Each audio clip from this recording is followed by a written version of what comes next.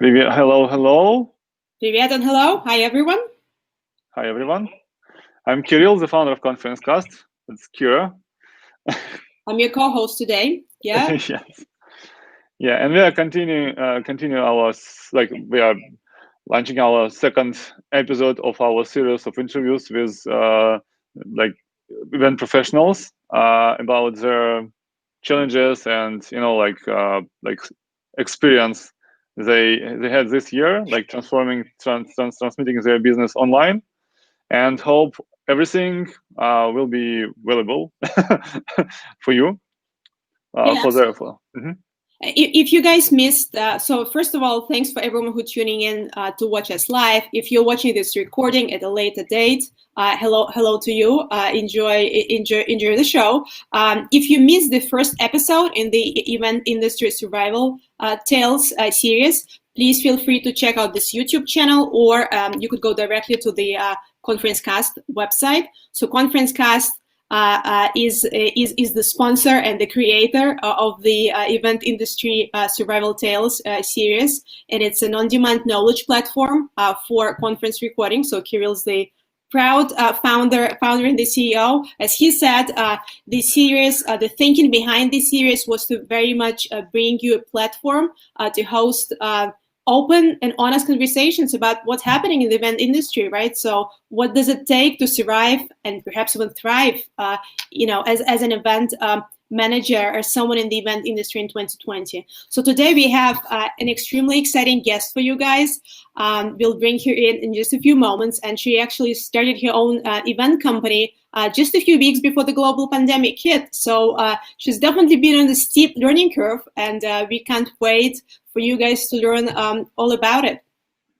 Shall we bring? Yeah. Ta-da! Hello. Hello. So we bring to you, Vivian Juter Frankel. If you could just introduce yourself briefly, please. Okay, will do. First of all, thank you for having me, and I love the name, Survival Series, because I think for everybody that's what we can, and not just in our industry, probably everywhere, but I think it's just such a great name. I am the founder of PharmaSalon, and I left corporate life because I wanted to start a new type of conference company. I felt like they were very set in the ways, and they were just for small events, which I specialize in, less than 100 people.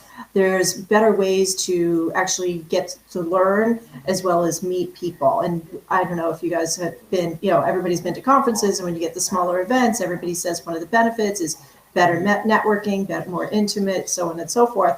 But that never really came to, there wasn't really an organized way to make that happen.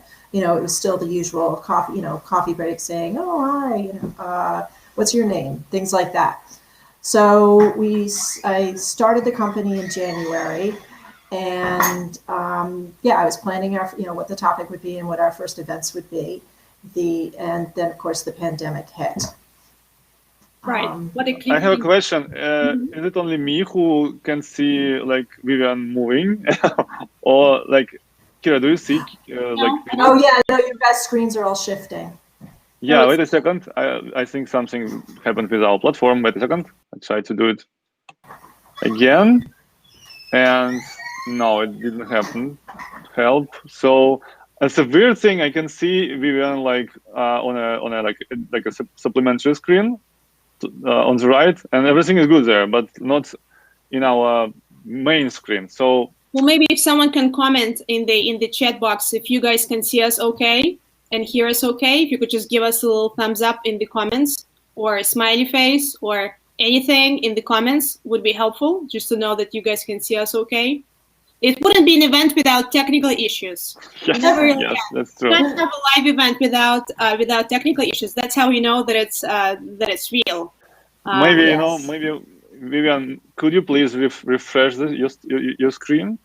I mean your page. Maybe it will. Maybe. Yeah. Oh, welcome. That's a real kickoff, Baptism by fire. Yeah. Mm-hmm. Yeah. So, yeah, now you're moving. Again? Okay, so yeah, now it is good. Shall we go ahead? let's continue. I'll try to do it again. Yeah, now it's good. It's perfect. So we ended on a cliffhanger there, Vivian. So you said that you set up your own company, and you were thinking about the first big event that you were going to host, and then the pandemic happened. Just a quick question before we dive into the next stage. So as far as your business model, what your company does, what role do events play in your business? Everything. We are strictly an event company. So basically my whole business model got, I won't say shot, it got tweaked because, everybody's been talking about events for a very long time, or online events for a very long time. But having been in the traditional event space, we always found, and people trying to do the webinars and things like that, there was always, I think, a hesitation to do them. Some of the webinars did okay, but I think they were just a difficult sell. People prefer to meet in person, and if you're going to start learning and a series, a bunch of stuff, it's easier to do it. As much as everybody complains, it's easier to do it in the ballroom with all the boring conference food. So prior to the pandemic, you didn't really have much experience with online events. Correct. I had zero. I'd never done one before, which made for an interesting event in August. But so we pivoted to we made the logical pivot to online.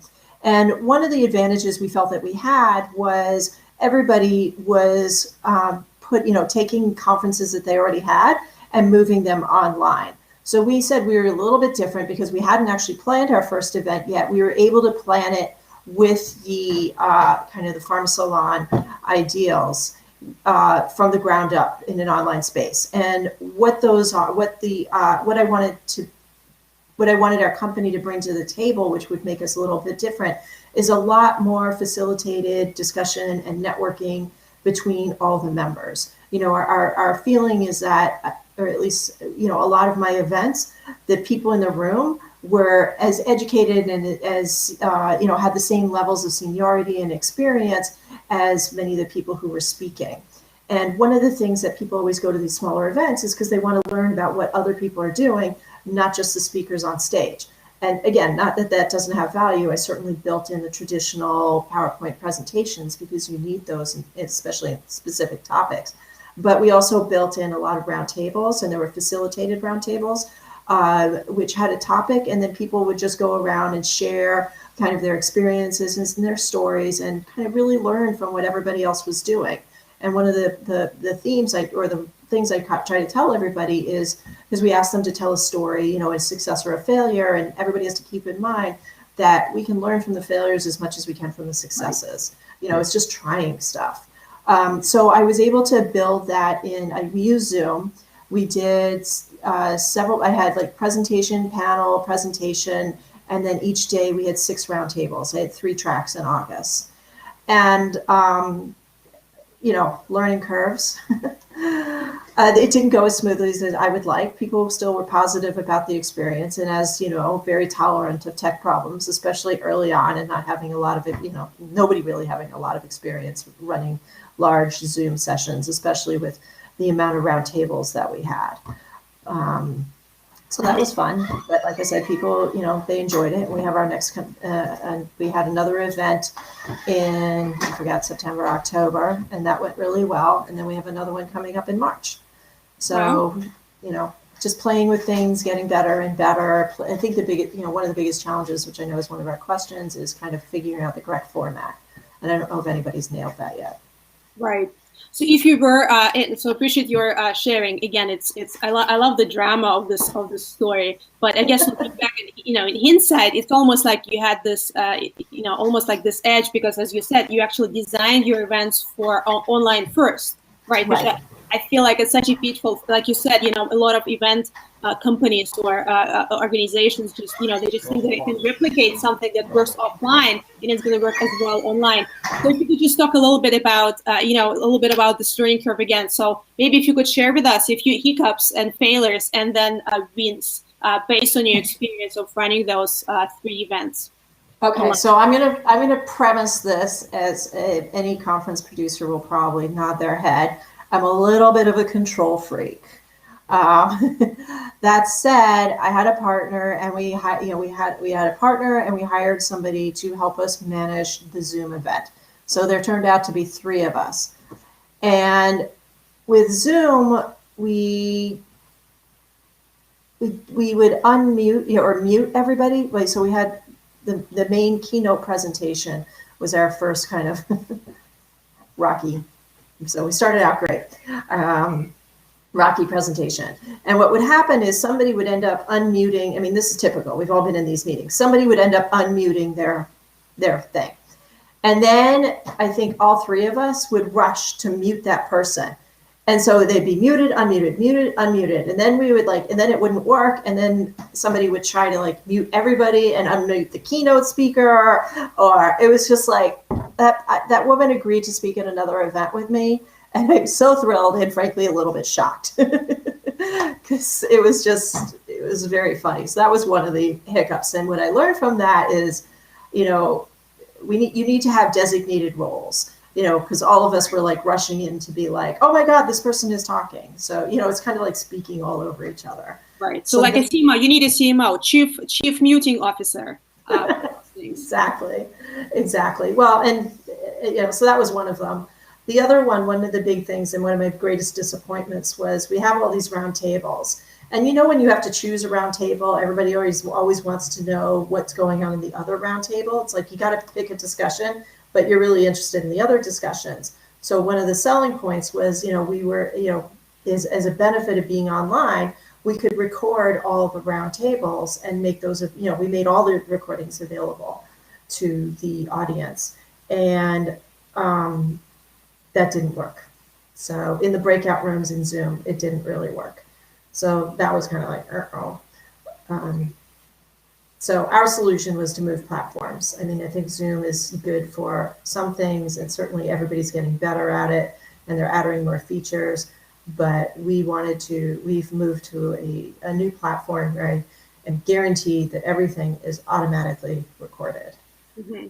So since we started to talking about platforms, I'd like to move forward to our question about tech you are using. So what solution have you been using? Solutions have you been using to run your events? And if you can show this an evolution of your experience, it would be great.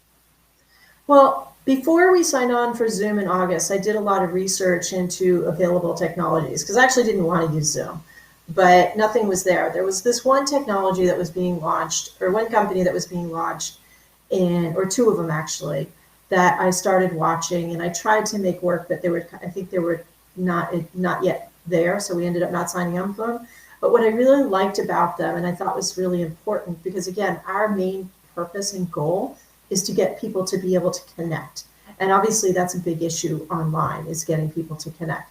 And they both had a technology which is now kind of widely available, but they both had a system which was the equivalent of speed dating, where you everybody gets put in, matched up with somebody for 3 to 5 minutes or whatever it is. And I really liked that. The one place called it a cocktail hour, which I thought was really nice. But again, those technologies weren't, I didn't for the one I was thinking of in San Francisco area, I don't understand their model, because they had developed everything to be on the phone. It was an app. I'm like, who really wants to attend a conference on an app? So that's usually it's happened. It was relevant for companies who started as a mobile application as an addition to offline event. And when this COVID thing happened, they started to try to feed them new reality. Right, that's true. I think though this one was always meant to be online. We did sign up for one of those apps. When you go to big conferences, and you have the app that shows everybody. You can look up people, and it gives you your schedule. We did that because because we knew we had so much going on. We thought it would be good, for everybody to see who's there. It was really good to set up for, pre-conference conversations and questions and things like that, which was great. And then, and that was just repurposed for the digital space. One of the hiccups we had, this was another major kind of, was everybody who logged through the app into Zoom, because which is what we had been promoting, just click on the link and you'll be put into the right Zoom session. Didn't work for the breakout rooms. So our first day we spent, because we had over 100 people, and all these people logged in for the app and they couldn't get into the breakout rooms. So they had to log out and log back in through Zoom, and then we had to manually put everybody in a room, which took 45 minutes. Yeah, that was like, that wasn't great. We figured out what to do the second day and the third day, but that was kind of another problem with, like you said, one of the apps that was meant for offline and quickly moved to online. But anyway, I hope your audience like didn't regret a lot about these technical issues. I work with the motto, like if you go to, I mean, I think some people were mad, but we ended up strong. So, it's always that last impression. I know it's supposed to be first and last impression, but I'm going with last impression. I like that. I think the content was good, and people who did get in the rooms, they enjoyed their conversations. Like I said, unfortunately, I can't verify that by watching them, which is what I'd hoped. So those were, like I said, challenging times, but we did get good reviews. And like I said, I didn't get any emails. And you know how people are, especially at conferences, they can be like, that sucked, I want my money back. I didn't get any of those. There you go. So that's a success. Yes. And I did get some people saying some very nice things. I mean, the content and the speakers were great. So I think people, like you said, are charitable over the technical issues. But going back to the software that we ended up picking, I wanted something that Zoom didn't have a backstage, which made it challenging, and so we wanted a backstage. We wanted a room that you could do the breakout rooms in seamlessly, something that would automatically record. And I really like the networking stuff, the being able to pair people up and do the speed dating. And one of the tools for me, it's down to two different technologies right now. One of them I really like. It actually has a picture of round tables, and then you can see who's at that round table. So, like during a break or things like that, you can just go jump in the round table and meet with other people. And you can mix topics on those round tables. So. Do you mean Remo or Emo? What's the name of the solution? One is called Airstream and the other one is Hopin. And I think Hopin, everybody has become very well known, and it's a great solution.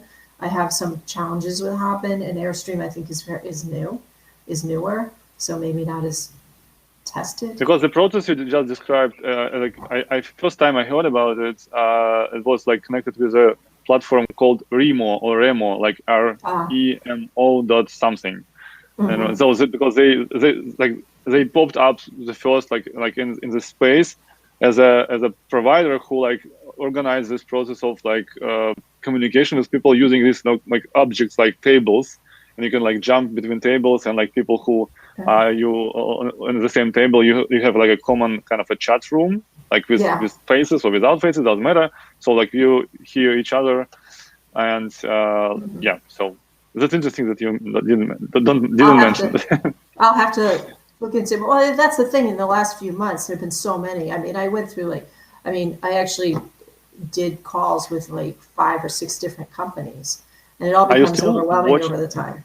Mm-hmm. Are you still looking for a better platform, or you now like you're? I think I've narrowed it. I'll look at Remo, but I think so far I'm comfortable with either Hopin. I mean, I was about to sign up for Hopin when I saw Airstream, and the problem with Hopin was for the price point that we're looking at, we were only allowed 1 stage, and I need, my next event has 3 tracks, 3 simultaneous tracks, so I need 3 stages.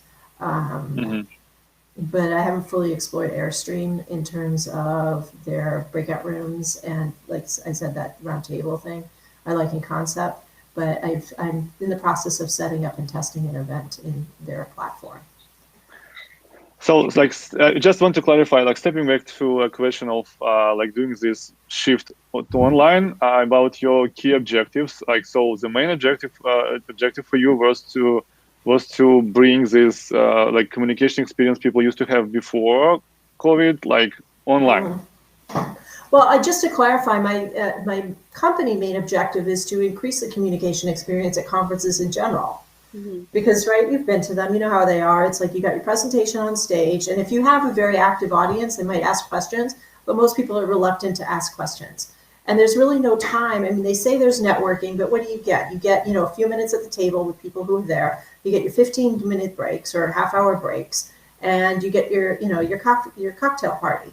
And for somebody who maybe is not is shy or is new to the group, or you know what I mean, it's very awkward, and it's very awkward to walk up to somebody, especially like if you have a couple of people who already know each other, and be like, "Hi." Right. The whole thing is just kind of awkward and unnatural. And some people are better at it than others, right? I mean, some people are great. They happily walk around the room and say, here's my card. Who are you? But what I wanted to provide was a more organic way of meeting people. And when I was doing conferences in the corporate innovation space, we did something called unconference sessions, which is people would just I would ask people at the beginning of the conference to write down on a piece of paper, it's very old school, topics that weren't on the agenda that they wanted to talk about. And then I would set aside a session, a full 45-minute session, and I would put topics on the tables, and then people would just self-select and go to that table. And it was super unorganized. That's why it was called an unconference session. And for the most part, it went really well. We had no facilitator, no agenda, no bullet points. And they just kind of were like, let's talk about this topic. So it could be something like, I don't know, one of the things coming, like marketing is one of the tracks in my thing. So it could be like, how are you managing, this is an official topic for me, but we could have had it. How are you managing COVID? What are you doing with your customers? How are you keeping customers? And people would just be like, well, I'm doing this and I'm doing this. And they went really well.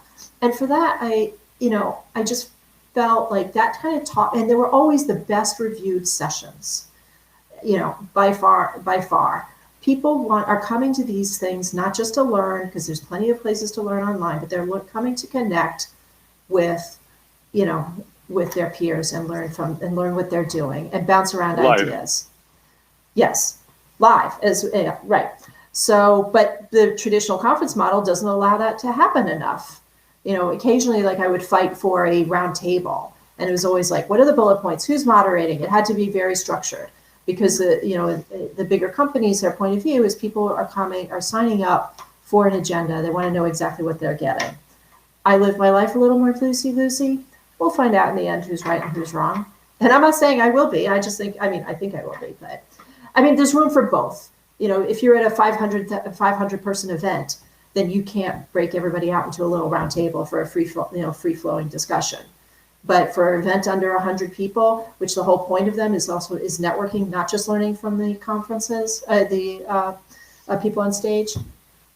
That was what we want to do. And it's, once we figure out the technology and people are more comfortable with online, I think that it will translate fine online. Like I said, because the breakout rooms, they're limited to 8 to 10 people. So, you put people in the gallery point of view and everybody connects and everybody talks. It's a little harder to pull information out of people, but I think the more we do it, the better we get at it. So, was that a very long-winded answer? Did I even answer the question? Yes, thank you for the answer. I think it's perfect. But actually, you mentioned that you didn't use any facilitators. Was it because it was the first time? Because actually, the only way I knew pre-COVID era, if you need to organize some communication in a group, usually there were facilitators, special people who organize this process of exchanging opinions, all this stuff. And you mentioned that for 500 attendees conference, it would be hard to manage rather than for 100 attendees conference. But I seen conference even with a bigger audience with that's managed to somehow organize these small groups all together. Yeah. But it took a lot of resources. They had I think at least 20 facilitators on a place, to manage all this 15-20 minutes sessions with people, and the process of collecting people into these groups was very complicated. So they started it months before an event, and everything was scheduled, of course, using some technical platforms or applications. But anyway, so it is possible, but it requires a lot of resources. and like Right. and a lot of preparations. Yeah. Yeah, no, you're right. It is possible. It's just not something I'm interested in doing on that scale. Yeah. I mean, like and I think we talked about this a little last time. The idea came from something called unconference sessions, which they explored in the tech industry, which is there is no agenda, and they would get 500 to 1,000 people. And everybody, and this actually was my original idea, was to just do it for a session. But it was, you go in and there are these whiteboards and people just sign up their name and the session they want to have, and you can either, do your own session or and then sign up for other sessions you want to do. And in concept, I think that's an awesome idea. I'd love to do that sometime. I just think people are always looking to connect. Mm-hmm. And Yeah, that's anything, whether it's online or offline, better enabling people to connect, and help them connect is a recipe for success. Mm-hmm. Well, probably this is Yeah. a good place to ask our audience engagement question. I kind of feel like, we jump from connection to tech solution questions, but basically, so obviously audience engagement is something that you base your whole business around, right? This is kind of the unique edge that you guys bring, helping people connect and engage your audience. So if you could just talk about how you feel 2020 has, going online has changed the way you approach audience engagement. I kind of feel like we've been talking about this on and on today, but just maybe summarize, audience engagement online, 2020. Yeah, I think like I said, all I tried to do was mirror what it is we wanted to do offline. And then now the technology, I think, better enables us to do that. We've also reaching out to people and trying to, wait, is this a technology question or engagement question? Engagement. Okay. We did, so we have our events, our 3-day or 12-hour events, because I'm still tweaking the formats. And then we also are doing 45-minute quote unquote salons, which are, again, those are free and people can come and we have a presentation, half presentation and half just people, get together and communicate again, either in a breakout room or, the breakout rooms and things like that. So again, trying to provide a venue for people to get together and discuss a topic that is of interest to them. So our next one is on opioid pharmacy management. Mm-hmm. Awesome. Yeah, thank you very much. Before COVID, recordings of live events were a separate big thing, actually. And we think that one of the bad things about online events now, these days, is that they are automatically recorded without any efforts, or special investments. So what possibilities does it give you, and if any? And like my second question about recordings, like what do you do with your event recordings? Well, as you know, I give you my event recordings. Yeah, I know. I just feel like a lot of the content that like you said, one of the benefits to being online is the ongoing availability of the content that's produced, which is really nice. What people are saying, the compounding pharmacy space is a highly regulated and technical space. So, the good news as a conference producer is there's always something to talk about because there's always new regulations and always new things to learn. But there are also a lot of constants in terms of how to run labs and things like that. So I think the content is always relevant, and being able to offer that to the compounding pharmacy community, I think is a great benefit. Mm-hmm. Does that answer the question? Yeah. By the way, what do you think? Do recordings require some special marketing? Afterwards. After an event, because actually, what I can see definitely, we can see what can say definitely, but we can see that if recordings are promoted before event, like this case is very different from the case when recordings, like information about recordings, become available after event.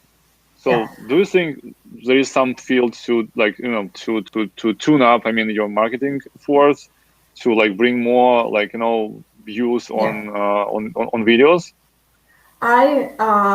Every newsletter that I send out features one of my recordings and a link back to the site where they can download the recordings, as well as, a little graphic that says all of our conference recordings are available, available for viewing. So, and then we're starting some podcasts, and I plan on including that in the podcast as well. And of course, it's on the website. So I'm not really sure how, I think, so the upcoming event in March, we made it so the CE credits are what's called enduring credits, as opposed to live credits, which means that the recordings for 1 month afterwards, after the event, anybody can purchase and download and get a credit and get credit. So we'll be promoting that, as you said, prior to the event as well as after the event. I mean, anybody that pays for the conference obviously will need access to the recordings. But if people, I'm going to widely distribute that. If you didn't go to the full event and you still want, a particular topic or a CE credit, they can purchase those sessions a la carte from your website. Okay, let's talk about money. So, would it be comfortable to you to tell us how your revenue mix has changed post-COVID, and has the shift to online opened a new revenue opportunities for you? Well, I'm hoping the videos are a new revenue opportunity. Other than that, not really. I mean, because we're a new company, we didn't have an established sponsor base or anything like that. So I'm actually using this I'm using this year as an opportunity to get our name out and get people familiar with us and, enjoy our content. And I'm actually planning a August or September, I haven't decided, late August, early September hybrid event, which I think that will be the new revenue stream that I hadn't really thought of, which I'd love to be able to have the event in person. And as you know, people have been doing this, but I think now it provides more of an opportunity. I'll record those sessions live and put them online. So people can either pay to come to the event in person, or they can pay, a nominal fee or a smaller fee and just watch this, watch the live streaming. And I don't know, hopefully the platform actually will allow us to be able to interact, like if you post questions and stuff, the speakers will be able to see that and answer them. I don't know. I haven't really fully thought it out, but I'm excited about having the dual revenue streams in that sense. Okay. So as we started to speaking about the future, could you please share some ideas that you have about next year? I mean, the upcoming year.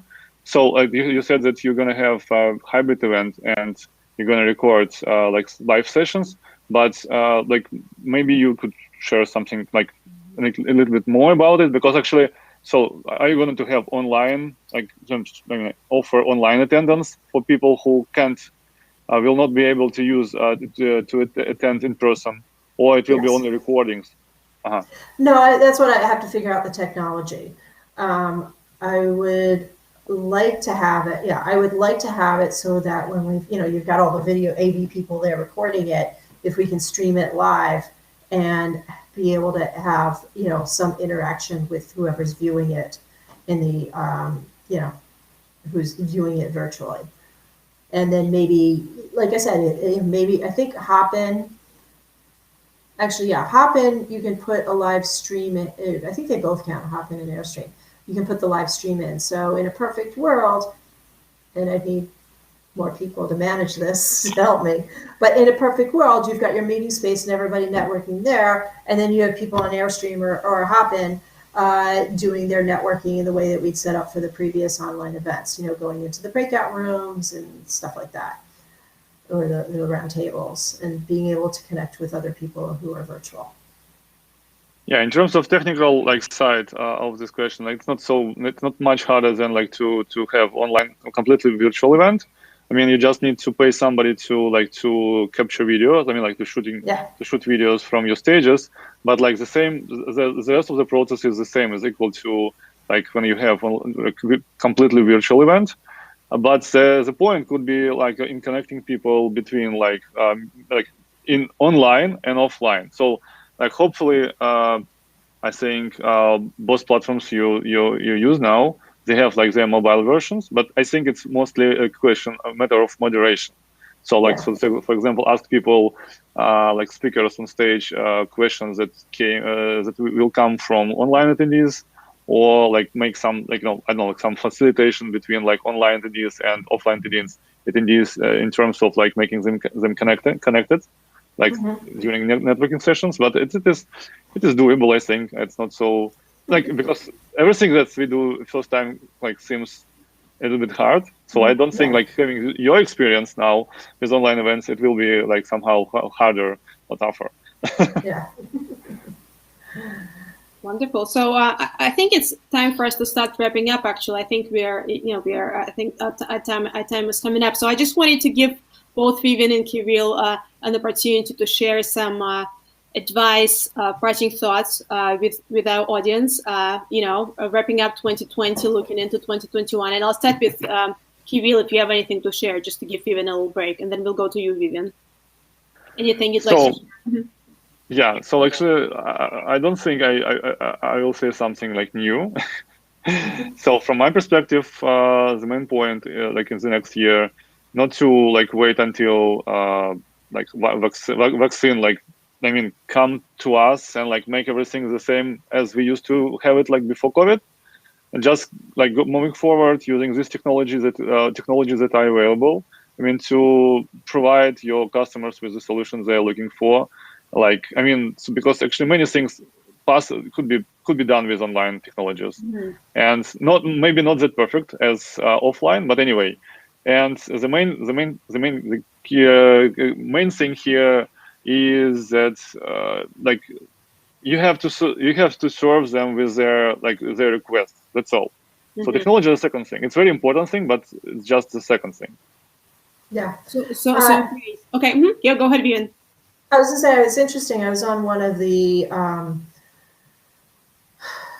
a site that researches the conference business, one of those kind of analytical firms.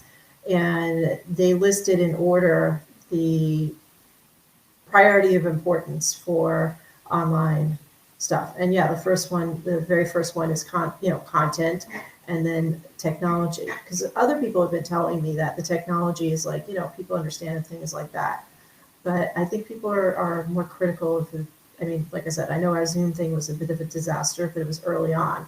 And as people do a lot more of these events, they expect a higher level of quality.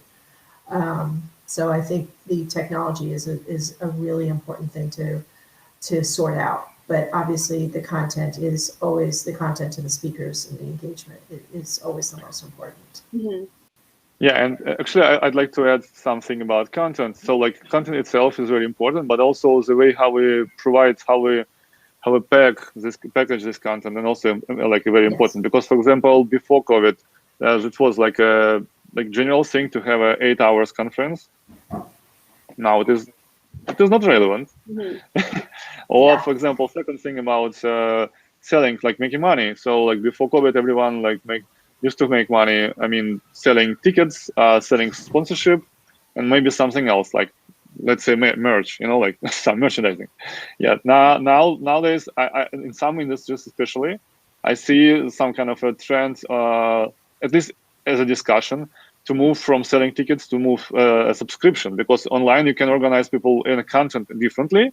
You can make it more like you can make it more often than before, because it doesn't require that much resources that it used to, and you can feed your audience like more often, and ask money for this to access this content stream.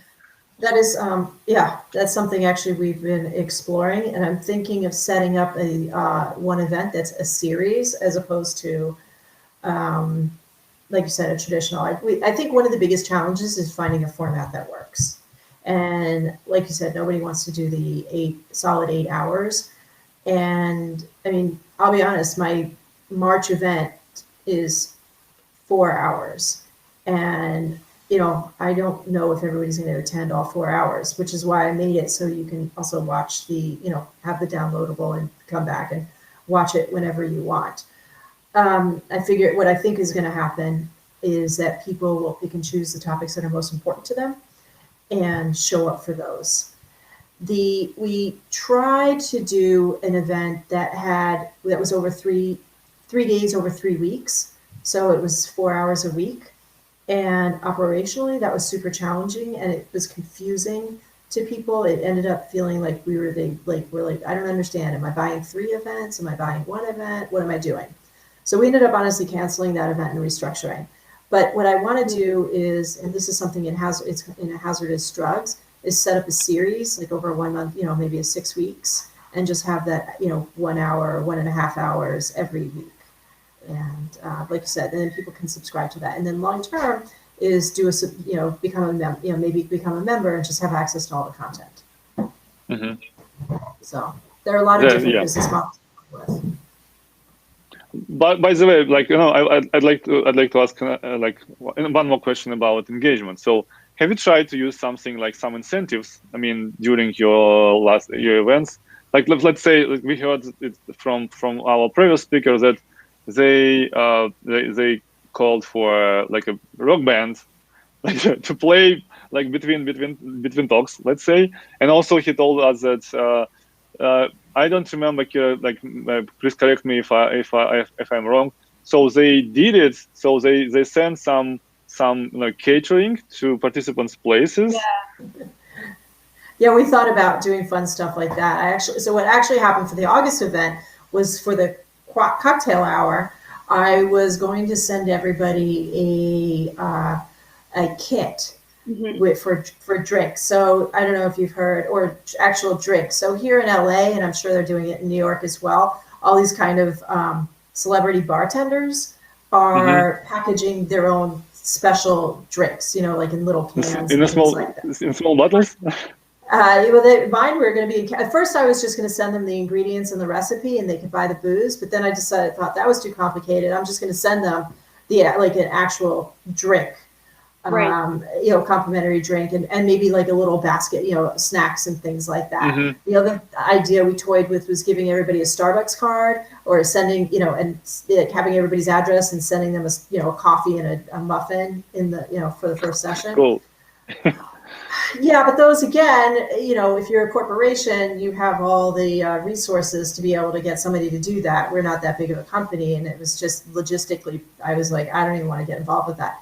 So what we did do, which was well received, was we did an Airbnb experience with somebody in Italy teaching us about Prosecco, and we made 3 different Prosecco cocktails. Oh, so great! That's nice. Yeah, that was fun. It was like something to do and connect over. So it's like somehow like recall me that on some conferences, like business conferences I've attended.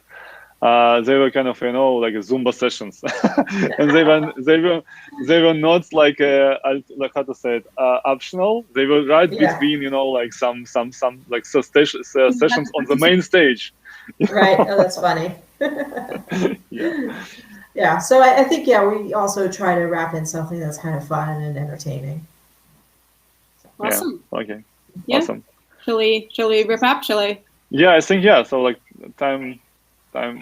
It's right time to finish. Yeah, and Vivian, thank you so much for sharing, about your journey and all those rich insights. And I think between you and Kirill, what you guys shared, what really stood out to me, kind of the big thing was, really don't wait around for things to go back to normal. Normal isn't coming back. Yeah. It's really about experimenting, and like you said, Vivian, learning from failures is as valuable as scaling those wins, so really trying and seeing what works and what doesn't, being creative.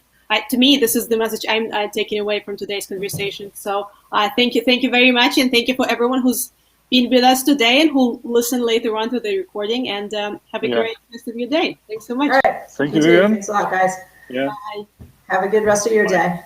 Yeah, right, thank you. Likewise.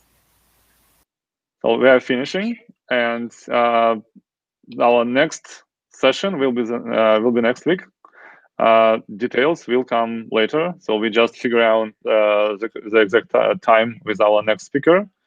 Like small announcement that it will be Vasil from company maybe you may heard, like called a conference actually, growth marketing conference in San Francisco. He will share his experience of being like hosting like online and offline events before COVID and how it helped them or didn't help. I mean, to like in COVID time.